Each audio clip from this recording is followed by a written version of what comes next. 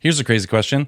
What would your life look like if you tried to follow every single rule that's in the Old Testament?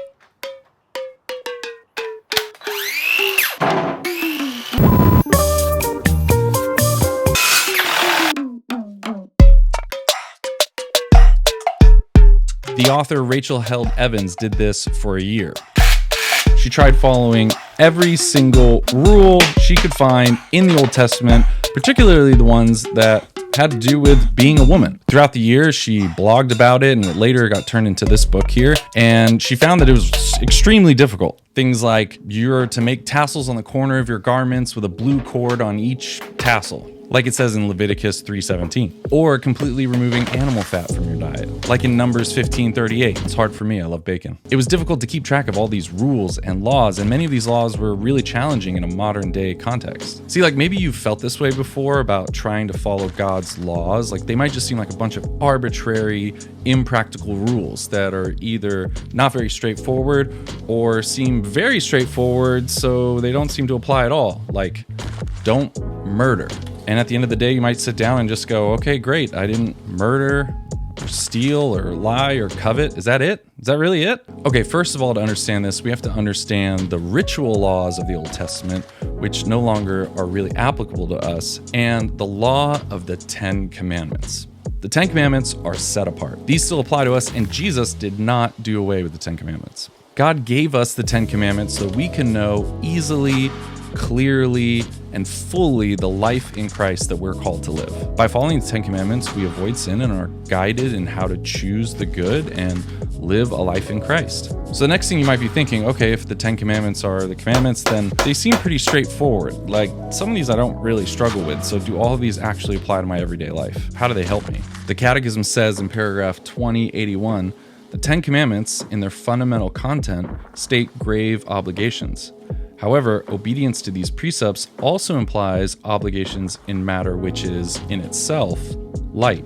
You see, God clearly revealed the law in the Ten Commandments, but they aren't just 10 very specific situations we should look out for. They also give us a glimpse into how God views the world and the human person. You see, the Ten Commandments speak to grave obligations, meaning they speak to things we really should do or avoid, but they also imply ways we ought to act in other life scenarios. So the Ten Commandments actually give us a guide to decoding how God views the world. You see, there's this saying, if you see as God sees, you'll do as God says. If we really take time to reflect on the Ten Commandments, we can understand more clearly how they apply to our everyday life. And we'll begin to realize that they might impact other areas of our life in unexpected ways. For example, let's take the fifth commandment, thou shalt not murder. Sounds easy, right? Well, the reason we shouldn't murder is because the human person has dignity.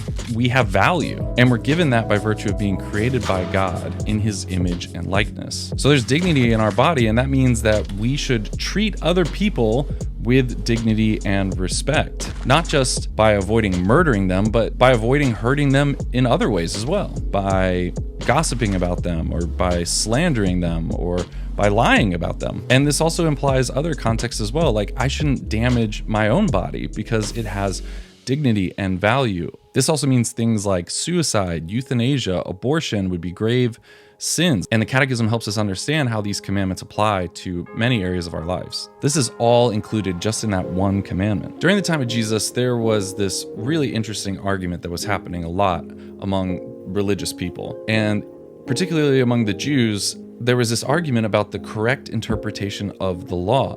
Who should we follow? Jesus' interpretation, the scribes, the Pharisees, someone else? And Jesus begins preaching by saying, you have heard it said, but I say to you. See, Jesus has the true interpretation of the law. Actually, Jesus is the fulfillment of the law given to God's people, given to Moses, the law of the Ten Commandments. Jesus fulfills everything in his person and in his teaching. God didn't just give us the Ten Commandments to do the bare minimum. God gave us the Ten Commandments so we could see how God views the world, ourselves, and others. Jesus is teaching us the very heart of the Father when he teaches on the commandments and the law. So here's a practical suggestion. I told you I'd offer you a way to decode the Ten Commandments with the Catechism. In the Catechism, each of the Ten Commandments have their own section. At the end of each section, called an article, there's a little section called the in brief. It's just a few little lines. take some time over the next couple days or couple weeks. I mean, there's only 10 commandments, to read each of these short little in brief sections. Like, really journal about it. Think about ways that it's speaking to parts of your life. You won't just walk away thinking, oh boy, here's like more ways that I could end up sinning. You'll walk away with a richer view of how God views you, how God views the world, and how God views relationships that you have with other people. And I believe in this way, you'll start understanding what a great gift it is that God defines sin and teaches us through the 10 Commandments how to live in relationship with Him and one another.